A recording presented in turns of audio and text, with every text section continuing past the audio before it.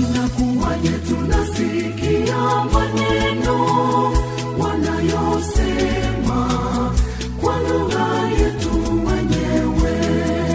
Tunasikia mambo hayo ya Mungu wanayosema kwa lugha yetu wenyewe. Wale wa Galilaya nasikia wa makabila ya kutoka nchi mbalimbali duniani. Ina maana gani? Linashangaza jambo hilo.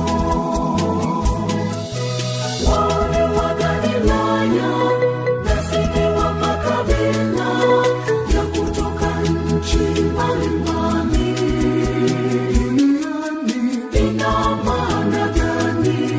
Linashangaza jambo hilo.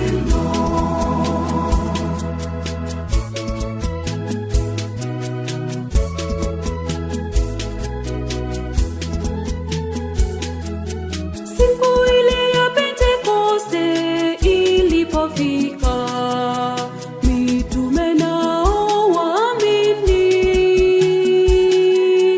walikusanyika pamoja katika nyumba walimokuwa